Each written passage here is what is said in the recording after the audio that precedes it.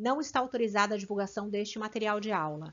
Seu conteúdo deve ser utilizado exclusivamente pelos alunos do 4º e 5º semestres do curso de fisioterapia da Universidade Paulista, campus Rangel, ano de 2020. Então, continuando a nossa aula de síndrome de Down, eu tinha falado para vocês a respeito do quadro clínico, né, da síndrome de Down. Vou mostrar as figuras e as fotos agora para relembrar aquilo que a gente tinha falado na parte 1 da aula. O último item que eu tinha falado da aula passada, só para a gente relembrar, era a respeito do sistema locomotor, né? Tinha mostrado para vocês a respeito da luxação de cervical, né? Instabilidade atlantoaxial, com e sem comprometimento medular, luxação de quadril e instabilidade de algumas articulações, aliás, de algumas não, de 100% das articulações, em algum grau, mais graves ou mais leves um pouco, mas isso mostra pra gente que o sistema locomotor da pessoa com síndrome de Down, ele é muito afetado e a gente tem que o tempo todo estar observando isso. Então, vamos lá, o que a gente pode observar aqui nessa foto que foi dito lá no slide anterior, tá? Então, ó, a gente consegue observar aqui um abdômen globoso, a gente consegue observar uma braquicefalia, que é esse occipito achatado aqui, esse diâmetro antero-posterior da cabeça diminuído, a gente consegue ver um pescoço diminuído, a cervical diminuída de tamanho, né? Aqui a gente consegue ver, olha, a cervical diminuída de tamanho, né? A gente consegue ver que parece que o tronco da pessoa é grande, né? É longo, mas na verdade o que a gente tem é membros superiores, membros inferiores e mãos, né? Diminuídas de tamanho, ok? Nesse slide é isso que a gente consegue ver. Mais sinais clínicos aqui da pessoa com síndrome de Down, ela pode ter uma maior incidência do que a população normal, leucemia e anemia, então tomem muito cuidado quando a pessoa com síndrome de Down começa a dizer com muita recorrência que tá cansado, não quer fazer atividade, tá cansado, só quer dormir, e a família diz que a pessoa só procura dormir, vamos investigar essa questão de leucemia e anemia, porque aumenta muito a incidência no portador de Down, né? Na pessoa com síndrome de Down. O termo portador a gente não costuma usar mais, ok? Envelhecimento precoce também vai acontecer, então por isso que o Alzheimer ele pode chegar com um pouco de antecedência do que a população dita típica, né? Alteração de padrão normal de marcha também pode estar presente, né? Com base alargada, com menos dissociação de cintura, principalmente isso. Atraso do desenvolvimento motor pode acontecer. Esse atraso eu tirei de um artigo, né, que trouxe pra gente que o sentar foi encontrado em crianças com síndrome de Down de 6 até 16 meses a aquisição, em pé com apoio nas crianças com síndrome de Down de 8 até 26 meses, iniciando o ficar a pé, o andar foi encontrado com crianças com síndrome de Down de 13 até 48 meses, começando a andar, né? E a linguagem de 2 até 7 anos, iniciando a linguagem, mas a linguagem a gente sabe que é o que mais fica comprometido na criança com síndrome de Down, porque... e a criança vai precisar de intervenção de fonoaudióloga para sempre, enquanto a fisioterapia costuma dar alta para a criança com síndrome de Down, a linguagem, a fonoaudióloga, desculpa, não, tá? A criança costuma ficar muito mais tempo na fono do que na físio.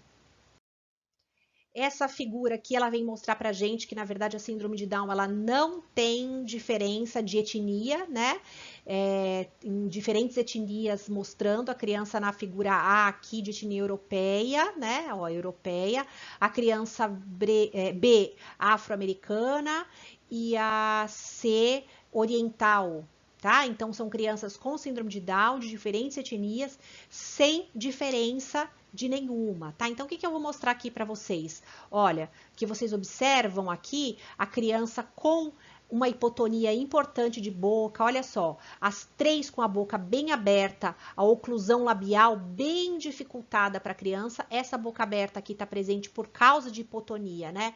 Olha, a base do nariz achatada para as 3, né? A gente não vê base de nariz aqui, tá?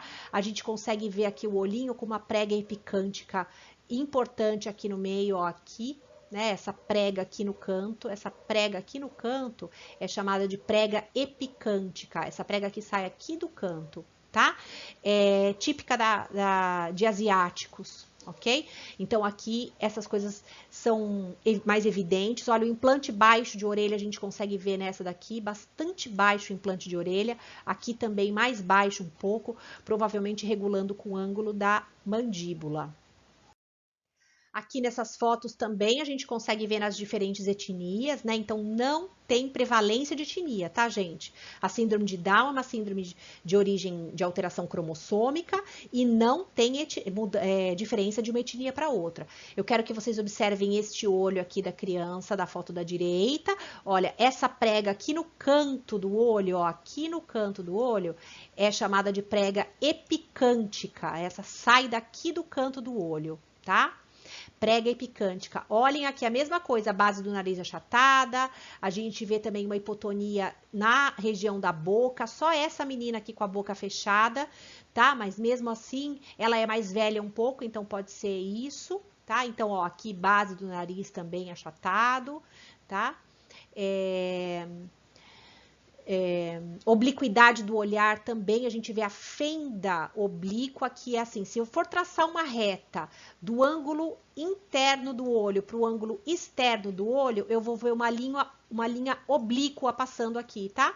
Uma linha oblíqua passando aqui, eu não consigo fazer o traço reto aqui com esse cursor, gente. Não tenho coordenação motora para isso. Então, uma linha oblíqua saindo, não consigo, gente, sinto muito.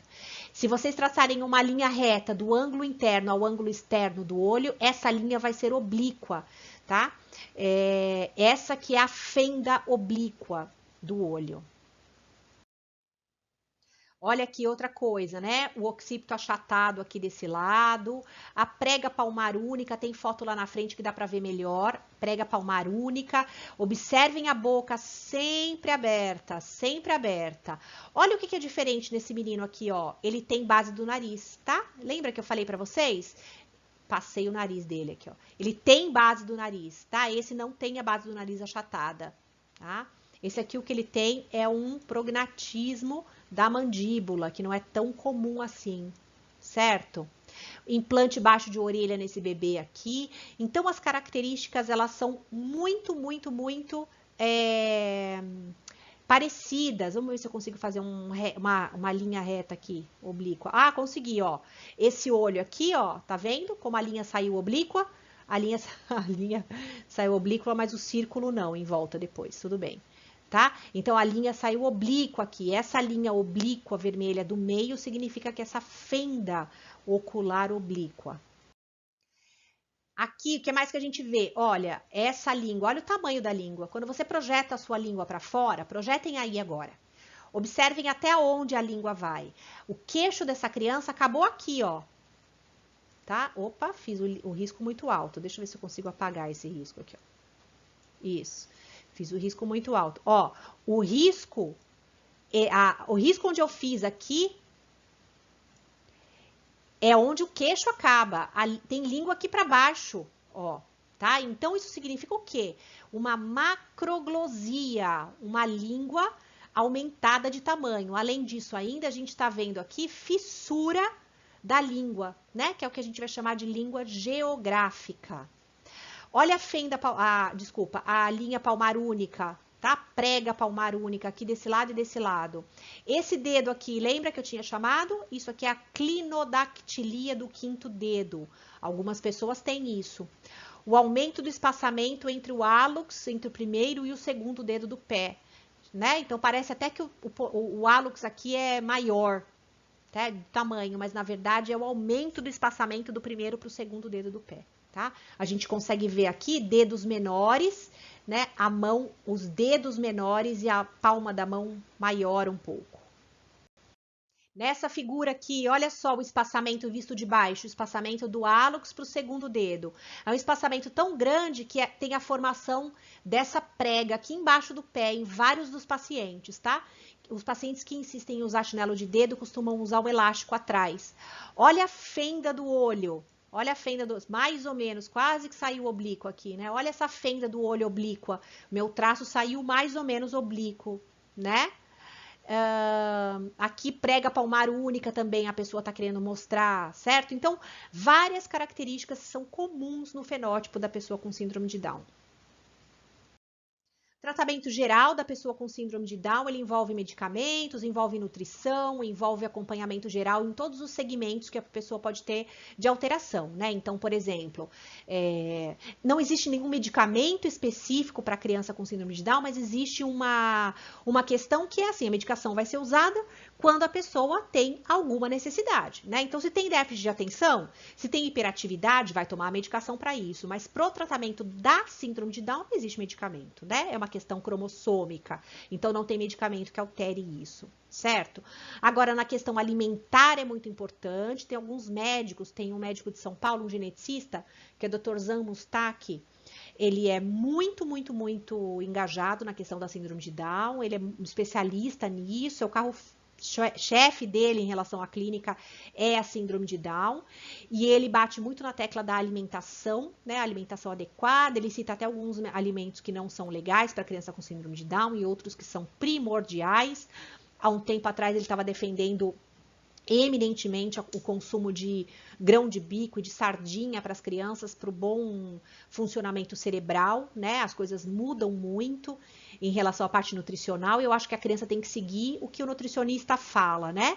É claro que o médico tem um indicativo importante, mas é muito importante que a dieta toda da criança com síndrome de Down seja baseada na questão nutricional, pela nutricionista, certo? Então, o tratamento geral é assim, depende do que a criança está mostrando, né? A gente vai correr atrás. Está mostrando uma hiperatividade, talvez uma medicação para isso, ou uma intervenção de terapia para isso. Depende do que essa criança está mostrando, a medicação vai vir para ajudar isso, né? Mas não é só medicamentoso, né? A abordagem para criança com síndrome de Down. Vai ser também com terapias. Fisioterapia, fonoaudiologia, terapia ocupacional, psicopedagogia e assim por diante. E psicólogas, se necessário, para a criança e para a família, né? Falando um pouco da fisioterapia, né? Eu vou falar aqui da fisioterapia, gente, mas no final eu vou deixar um artigo para vocês lerem, vou deixar anexado no Classroom para vocês. É muito importante que vocês leiam, é um artigo que está em inglês, mas o Google vai aí ajudar vocês com certeza, né? Esse artigo mostra as terapêuticas principais que têm sido usadas na criança. Eu vou dar uma prévia aqui, conforme eu for falando da fisioterapia para vocês, mas é importante que vocês leiam esse artigo, ok? Então, a equipe interdisciplinar é muito importante, não adianta tratar a criança em fisioterapia no seu consultório e não ter relação com os outros profissionais, né? Eu costumo, inclusive, tratar a criança algumas vezes com outra terapeuta, né? Fisioterapia e terapia ocupacional, por exemplo, junto, no mesmo horário, quando a criança está tendo alguma dificuldade específica. Então, tudo que um profissional faz, ele deve comunicar ao outro para a gente trabalhar junto, tá? Orientação familiar constante, né? Não existe fisioterapia sem orientação familiar, vocês já sabem disso. Eu gosto muito de bater nessa tecla que a família tem que estar junto com a gente, tem que estar o tempo todo trabalhando junto para ver que dá certo e para fazer as coisas junto com a gente, né? Então, a gente tem muito que ter a família junto com a gente, e um caminho é a orientação familiar. Eu costumo dar, todo final de sessão, eu costumo dar uma orientaçãozinha, ou uma checagem de orientação, ou no mínimo um ok, vamos continuar do jeito que estamos, com as orientações que eu já tinha dado. Mas sempre um feedback eu tenho com essa família, tá? Muito importante. A melhora da capacidade respiratória é muito importante. Na piscina ou fora da piscina a gente consegue com isso, mas é óbvio que você vai trabalhar a capacidade respiratória se ela estiver ruim. Se ela não estiver ruim, esse não vai ser o seu foco. Outro item da fisioterapia é a melhora do desenvolvimento neuropsicomotor com ênfase em marcha, né? A gente sempre quer que essa criança com síndrome de Down tenha marcha. E ela vai ter alta, né? Então eu tenho que ter em mente que essa é uma criança que ela vai ter a alta, então eu preciso ter um parâmetro de alta. É quando ela andar que eu vou dar alta, né? Eu, particularmente, uso a avaliação do Peabody, que é uma avaliação que coloca algumas aquisições motoras de criança até 5, 6 anos de idade, às vezes até um pouquinho mais, né? E que eu tomo como parâmetro. Então, pular num pé só, pular nos 2 pés, pular numa altura determinada, andar de costas, correr de costas, subir degrau, descer degrau, enfim. chutar a bola, correndo. Então, a marcha não deve ser o nosso único parâmetro para alta na criança, tá? Tem que ser algumas outras coisas um pouquinho mais exigentes em relação ao desenvolvimento neuropsicomotor. Mas, num primeiro momento, a aquisição da marcha é o que é mais importante para a criança com síndrome de Down. A melhora da independência e da funcionalidade, a gente sempre que vai trabalhar desenvolvimento neuropsicomotor, você tem que ter isso em mente. A adequação de tônus, o tônus dessa criança é hipotônico. Então, para subir tônus hipotônico, eu vou usar vestes posturais, eu vou usar descarga de peso, eu vou usar trabalho de força muscular para melhorar e para subir esse tônus. São essas três coisas muito importantes: descarga de peso, vestes e força muscular. Melhora do equilíbrio, melhora da propriocepção, também é nosso objetivo dentro da fisioterapia, sempre verificando a instabilidade atlantoaxial para verificar como que está essa C1 e C2 da criança para ver se não tem lesão medular. Pelo amor de Deus, a gente nunca deve negligenciar essa questão da instabilidade atlantoaxial. Então, nesse slide, a gente consegue ver a aquisição motora de uma criança que está começando a aprender a marcha. Vocês viram a base alargada, vocês viram que ele andou da mãe até o balcão com o braço bem elevado, né?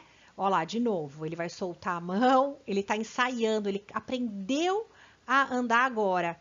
Então, ele ensaia, olha a base bem alargada do membro superior e do membro inferior, tá? Então, assim é que a criança vai se comportar quando ela começa a aquisição de marcha. E aí, mesmo quando a criança aprende a andar, o trabalho de esteira é muito importante, que a gente use bastante trabalho de esteira com ela, porque aí esses padrões de marcha eles vão melhorando, certo? E a criança vai diminuindo essa base de sustentação tão alargada que a gente está vendo aqui agora. Esse slide é um apanhado de possibilidades de intervenção terapêutica, né? Mas o que a gente tem que ter em mente é que a gente deve seguir o desenvolvimento neuropsicomotor da criança, trabalhando num primeiro momento sempre com a melhora da força de tronco do paciente, sempre de proximal para distal, né? Ó, melhora da força de tronco desse paciente aqui. Aqui ela tá trabalhando, aqui nessa fotinha ela tá trabalhando oblíquos da criança. Aqui nessa foto a mesma coisa, tronco com oblíquos da criança. Aqui tronco com a parte de extensão de tronco mais ativada. Aqui a mesma coisa, tronco. Então vocês percebem que tronco da criança deve ser muito ativado. Olha essa foto aqui de baixo, é uma criança maior um pouco, não tem síndrome de Down, mas só para mostrar o exercício para vocês, né? Além disso, ainda a gente usa algumas bandagens para poder ativar esse abdômen que é globoso, esse abdômen que precisa ser ativado, tá? Aqui é um trabalho de tronco com a criança em pé, numa superfície instável, é muito importante a gente fazer isso. E aqui mostrando o trabalho de marcha com a criança, tá? Marcha com obstáculos e aqui embaixo à direita marcha com obstáculos também e a criança numa suspensão. Tá vendo o coletinho preto dela aqui, ó?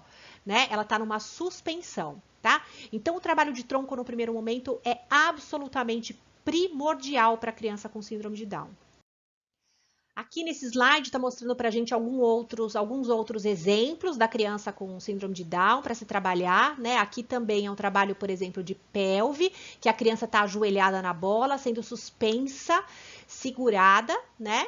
Para facilitar esse trabalho de pelve. Quanto melhor a criança vai ficando, mais a gente vai descendo os elásticos aqui embaixo. Aqui a criança num trabalho de suspensão na esteira, a gente tem evidência de trabalho de marcha em esteira para criança, muito legal. A literatura mostra, que é uma das coisas que o artigo que vocês vão ler mostra, que a gente deve fazer o trabalho de esteira, mas não deve antecipar a fase de marcha da criança. Então eu não vou pegar uma criança de 5 meses de idade e botar na esteira para antecipar a marcha dela. Eu vou pegar a criança na faixa etária normal de aquisição de marcha dela, né, em torno de 1 ano até 1 ano e meio, e vou começar o trabalho de marcha com essa criança na esteira nesta fase normal de aquisição de faixa etária, tá? De faixa etária de marcha, certo? Então, sem antecipar. Aqui eu tô mostrando para vocês, olha que eu tô na foto da esquerda de baixo, né, que eu tô circulando agora, essa veste, a criança tá com uma roupa preta, essa veste é uma veste de compressão, essa é o espio, né? Essa veste da marca Espio, que eu tinha mostrado para vocês lá na aula de paralisia cerebral, ela deve ser usada para criança e ela faz muito mais efeito para aquisição de marcha quando a criança usa para desenvolver a marcha. Então, não adianta pegar a criança de 2 meses de idade, botar o espio e achar que ela vai começar a andar antes, tá? Então, também, as vestes compressivas, elas dão efeito desde que usadas no momento do treino da marcha. Aqui, essa criança provavelmente está preparando o tronco na posição de gato para que ela vá para a marcha depois. Então, tudo bem usar a veste nesse momento, tá? A piscina, ela é muito indicada para criança com síndrome de Down. Tem muita gente que fica questionando, quer dizer, questionava anteriormente, hoje em dia não mais, né? Dizendo que a piscina, a água é quente e a criança já é hipotônica e vai deixar a criança mais hipotônica ainda. Mentira, completamente. Porque a água pode ser quente, mas se você faz movimento dinâmico na água, o tônus sobe, tá? Por estímulo vestibular. Então, a fisioterapia aquática ela é muito, muito eficaz na criança. Existe uma questão muito importante com o quadril da criança. Eu quero mostrar aqui, eu estou circulando aqui essa criança com abdução de quadril gigante. A criança com síndrome de Down, se você deixa ela livre, ela vai ficar nessa posição de abdução de quadril. É muito ruim. E aí a gente vai fazer indicativo dessa calça aqui, tá? Na verdade, uma bermuda que ela é costurada. A gente consegue ver essa menininha loirinha aqui da Maria Chiquinha, né? É uma bermuda que ela é costurada no meio, a perna é costurada, tá? Então, aqui não é quadrado, é bermuda com a perna costurada uma na outra. E olha aqui o antes e olha o depois, a mesma criança com a bermuda, tá? Numa abertura de perna muito mais funcional, muito mais fisiológica do que essa de cima aqui, que vai fazer com que a criança tenha inúmeros encurtamentos de glúteo e deficiência, por exemplo, na hora de andar, prejudica o quadril da criança, tá muito, muito, muito ruim. Pessoal, era isso que eu queria falar a respeito da síndrome de Down. Eu vou deixar o artigo para vocês lerem, tá? Espero que vocês tenham gostado da aula e vamos continuar estudando. Deixem suas dúvidas e eu aguardo vocês no nosso horário de aula, no chat ao vivo, para a gente bater um papo, tá bom? Aguardo vocês lá. Bons estudos, boa semana e a gente se vê em breve.